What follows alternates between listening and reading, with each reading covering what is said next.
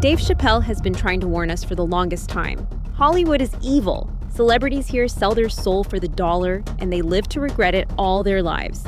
Diddy, Usher, Jay-Z, these are just some names who gained great fame and wealth after allegedly doing so. But these very same names are now facing a very steep drop back to earth when the devil comes to collect. It's one thing to write it all off as weird sex stuff. But it's another thing when you look at it for what, in my opinion, I believe it actually is. And what is it? Demonic, ritualistic behaviors, humiliation rituals. Offerings to the devil. We were just talking about that. Revelation 17. The mystery of Babylon. I don't think people really want to get into that when they talk about mystery Babylon and the abominations and the rituals, the sex rituals. For years, people thought selling your soul was just a metaphor. But the deeper you look, the harder it gets to laugh it off. Suge hinted that Diddy might have been more protected than anyone realized, calling him a Fed asset who somehow avoided the kind of punishment others faced. The selling of your body, all that stuff, mystery of Babylon, y'all. Like, I want y'all to really think about what they were talking about. See, everybody was,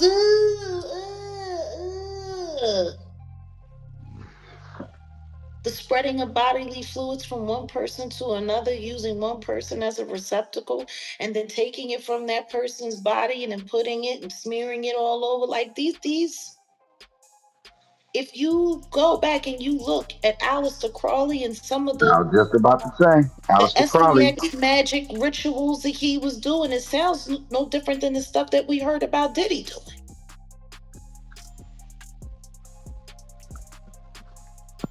This is demon time. That's demon time for real.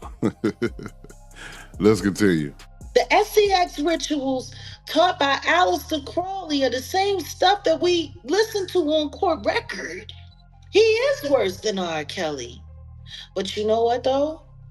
If you're a government asset, and you've been working on behalf of the feds all of this, Jay-Z, yeah, he wears the Aleister Crowley t-shirt. Well, I got dragged. He had a line of his own clothing.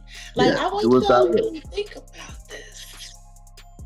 I got dragged for bringing that to people's attention. They were like, oh yeah, he's a conspiracy theorist because he said, I'm like, no, that's what he wore. And he was with Abramovich. Like, yeah, y'all gotta, who you hang with is who you are. I'm still trying to understand how people want to sit there and talk about me, and he's sitting there frontal lobe to frontal lobe with a known witch. And people don't question. And the funny thing is do as thou wilt. Yeah. The funny thing is when you talk about witches, and I'm still not going to go in on this raccoon of a content creator who decided to, shout you out one minute and then try to drag you for going on a platform and saying, you said about witchcraft takes one to know one, and he just automatic, are you a witch? So the thing is that's another smear campaign. Then you've got Dave Chapelle. Remember when he walked away from $50 million at the height of his fame? He later said it wasn't just about money. It was about sanity. He saw too much of what really happens when you're inside the system. That's the same reason Lil Flip, an artist who made his name independently, is now speaking out about how these deals actually work. You made a comment about how you was one of the few rappers that never sold their soul. What made you say that? Because I know majority of these rappers. Yeah. I know what be going on behind the scenes. I know who not really in control.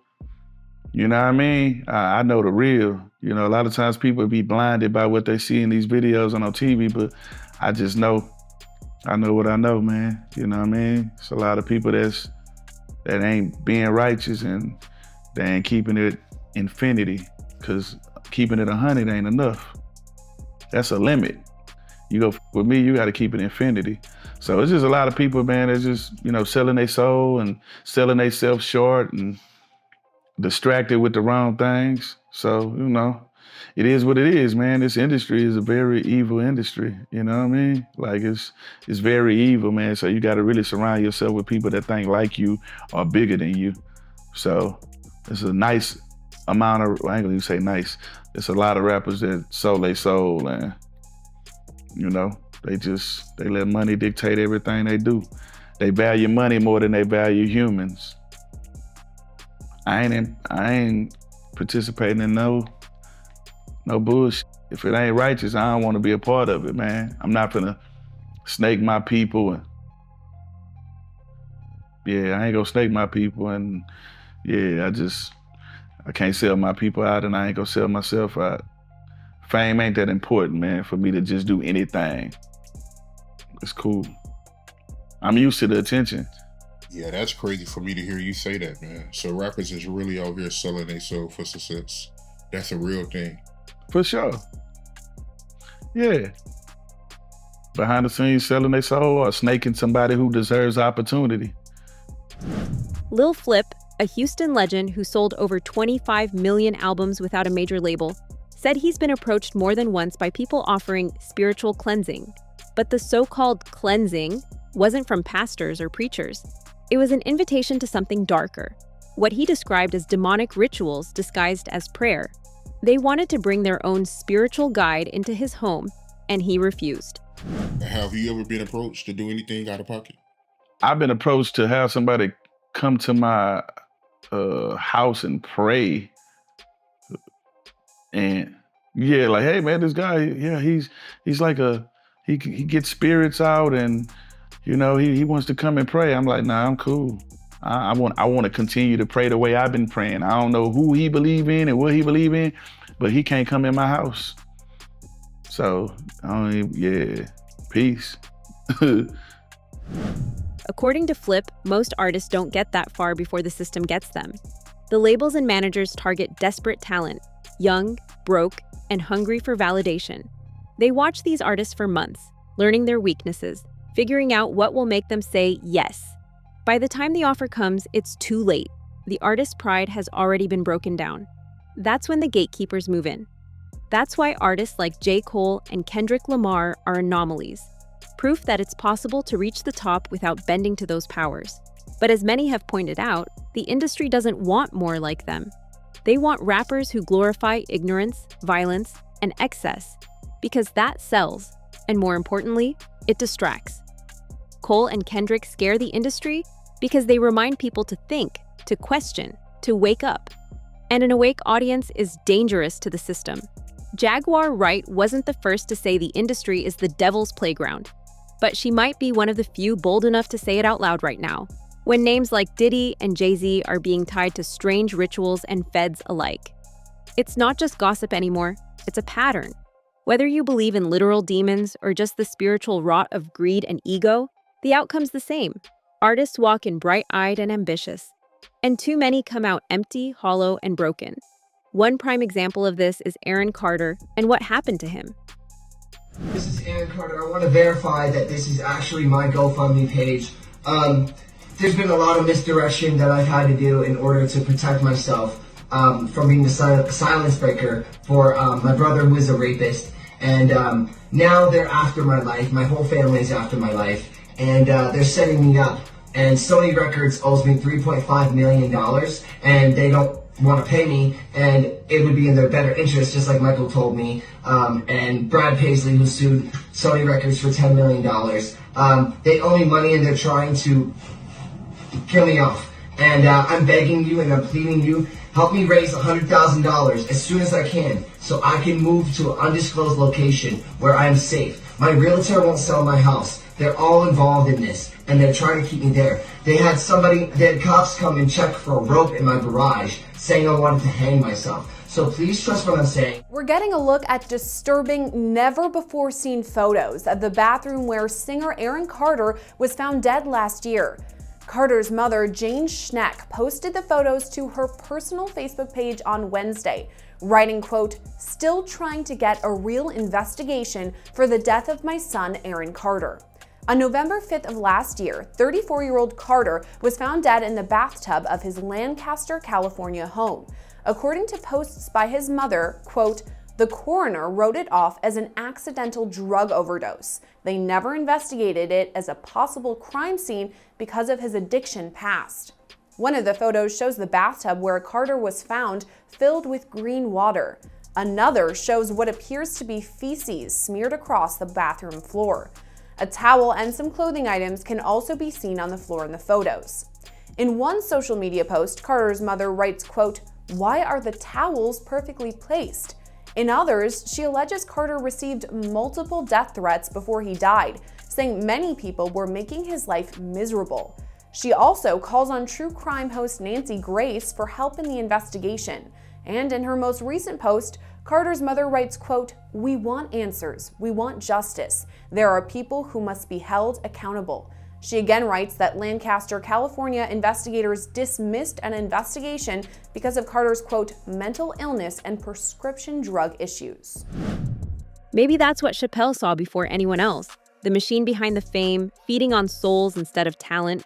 He didn't sell out, he walked away. And maybe that's why, years later, he's one of the few who can still look the camera dead in the eye and tell the truth. The rituals are real. One rapper by the name of Lil Tony actually went into great detail about how his inclusion in Hollywood led to him having an encounter with the devil. Wait, you had an encounter with the devil? Yeah. I didn't even know about that. Can you like... They booked me for a photo shoot. This is what made me start getting into God right before I got locked up again. Yeah. This is how I knew God was talking to me though. I was straddling the fence still on belief. This is why I was telling you I didn't know what to believe because I was getting into all the spirituality. I ain't know what to believe. And God sent me a real encounter. So I went up. I got booked for a photo shoot. They took me all the way up this mountain. I was on top of the mountain. We finished the photo shoot. They have OD cars. They got a 3-seater McLaren. They got a Ferrari. And I'm asking them like, how y'all get all this money? How y'all do this? They like, we do demonic rituals. I'm laughing.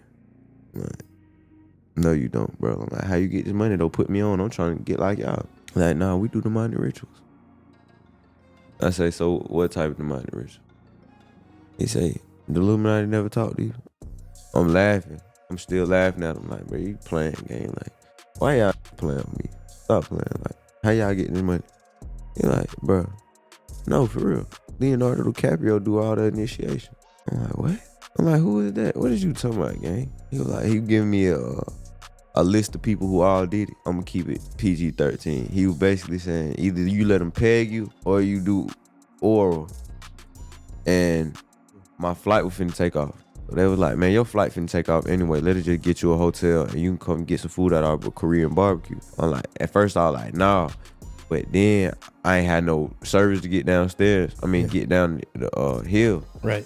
So I'm telling them, take me down to the bottom of the mountain. When I'm not telling them this, but in my mind, I'm like, I'm gonna let them take me to the Korean barbecue. Then when we get down there, I'm gonna just call me an Uber and go. So I tell them, like, take me down to the Korean barbecue. They like, okay, Shmoo, good, okay, boom. The people who booked me left. After they leave, I'm in the car with the other dude that they called up to have a photo shoot with me or take pictures, because he come up and he like to take pictures with celebrities to make him look like he was rich or famous. I get in the car with him in a 3-seater McLaren. This man, as we going down, see, on the way up, we go all the way up, like in the swivel, like all the way around the mountain. Yeah. On the way down, we take a right. So he not going the same way that we came up. So I'm like, what the hell? So then that's what I try. I'm like, okay. I'm like, take me to go get some McDonald's, gang. I'm like, Ishmael, I want to go get some McDonald's. He said, we not gonna take you to get no McDonald's. We spent all this money to get you up here. This face change, gang. In front of me, you see Venom? Like, yeah, like Spider-Man? Yeah, from Spider-Man. Kind of like that. It wasn't like OD, like long, like veins, OD long out his face. It was probably about this wide. Like, face change. I'm like, what the? Like, it's probably about like right here. Like, all I can say, bro, it was like, oh, kind of like the Sandman. However, not everyone functions this way. Some of the biggest names on the planet have still long been rumored to have sold their souls to their handles in exchange for money and fame. And one of those names is Usher, who is accused of trafficking Justin Bieber for Diddy. Jaguar Wright has claimed that years ago, Usher and Justin Bieber's connection to Diddy wasn't as innocent as it seemed. She suggested that someone once warned Usher about how Diddy was trying to get close to Bieber in a way that made people around them uncomfortable. According to her, Usher stepped in, became Justin's mentor, and promised to protect him. But later, things allegedly took a strange turn. No, because I think if a victim comes out against Usher, it'll show how egregious this shit is. Because if he can be a predator, then anybody can be a predator. Can't smile in your face the whole time. You feel what I'm saying? Like, people look at Usher, they don't see that. They not seeing the victim. They not seeing that boy that got rushed to the hospital. They not seeing what the intentions was in his heart when he took Justin Bieber there. Oh. Let's be honest. He took Justin Bieber there. Diddy had been trying to get to Bieber for a minute. And his management was backing him off. But it wasn't until Usher took over management and had guardianship and gave temporary guardianship to the diddler for 48 hours. Think about that. He had already been to the hospital. That situation that Gene was talking about. And you still took Bieber there, but you got custody of him first. Diddy had already tried. They wouldn't let him. Actually, someone made reference to the fact that Diddy trying to get at Bieber the way he was trying to get at Bieber was looking a little predatory. And then Usher came in and discovered it and managed him and got custody of him and promised to look after him. And then he sent him to the diddler. Does that sound like a good guy? It's horrible. It's horrible. Does that sound like a good guy? Now that we know what Diddy's really like, what kind of ass do you gotta be to take another boy, another talented boy, and put him in your place so it ain't gotta be you no more? Jaguar claimed that after gaining temporary guardianship of Bieber, Usher still ended up bringing him into Diddy's circle, even after concerns had been raised. To her, that made the whole situation look suspicious. She said, "Does that sound like a good guy?" Questioning why anyone would take a young artist into a situation that already had red flags around it. If Usher knew what was gonna happen to any of those young children that he took to the Flavor Freak off, is he a good guy? Especially considering what happened to him. Especially considering that he sat with Howard Stern and Howard Stern said, "Would you send your kids to Puffy's Flavor Camp?" And his immediate response was, "Hell no!" So it's good enough for everybody else's kids, but it's not good enough for yours.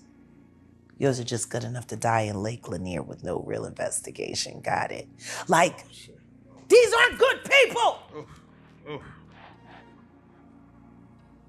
right, Jeff. He's not good! He's a And the simple fact that Justin Bieber literally made a public statement and said, "Usher asked me to do the Super Bowl with him and I turned it down." Run for the hills. Why would he turn it down? Who turns down the Super Bowl? Jaguar didn't hold back when she connected these claims to what's now coming out about Diddy's past. She said that too many people looked the other way for years, and now the truth is finally catching up. It's over with in your life. It ain't nothing nobody you can turn against. He tried to snitch.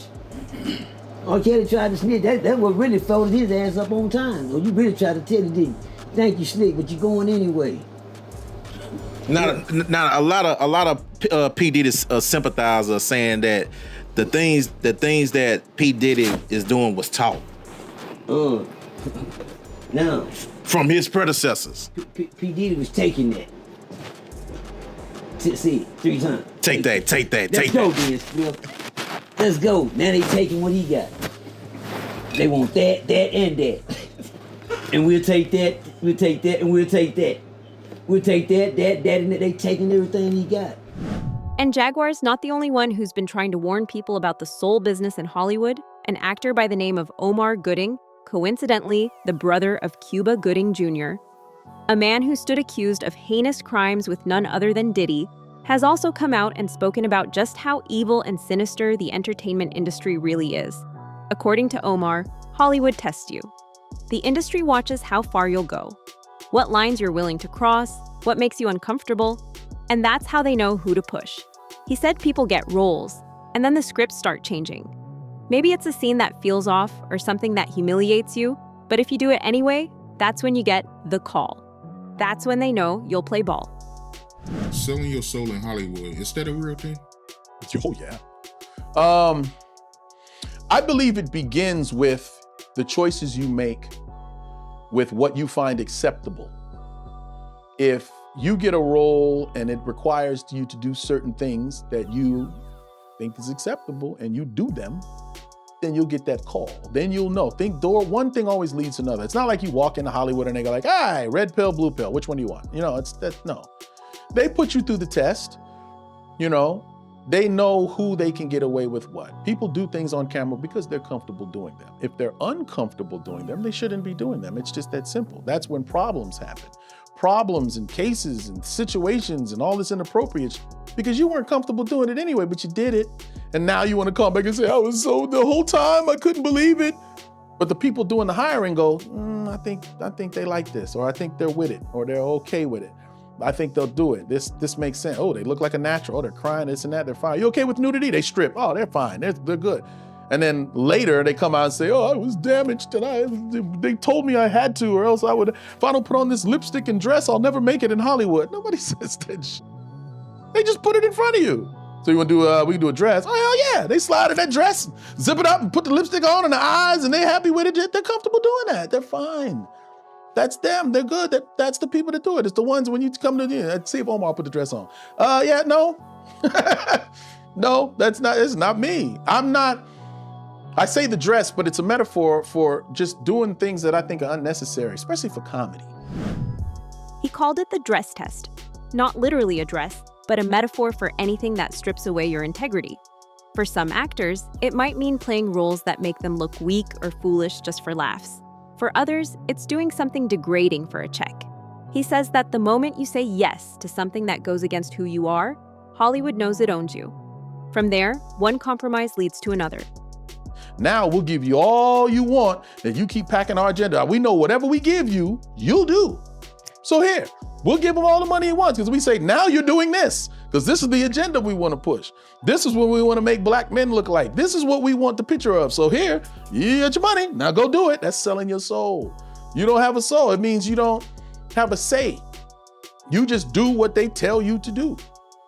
Somebody thought I would do that and sent me a script and said, I'm doing this and I'm doing that. And I said, no, I'm not. But they already paid me. So I give them what I want to give them. Here, this is what you get, some push-ups. Anything else? Nope. We got to find another way now. We got to find another way because he didn't do what was on the script. Put a camera in the dressing room before he leaves. Tell him to take his shirt off real quick, put a change in my name. You know what I mean? That type of thing. But yes, I totally believe there's that. I've never been fortunately faced with okay, this is what it is. I think people like Dave Chapelle have, and they said, look, this is what we doing now.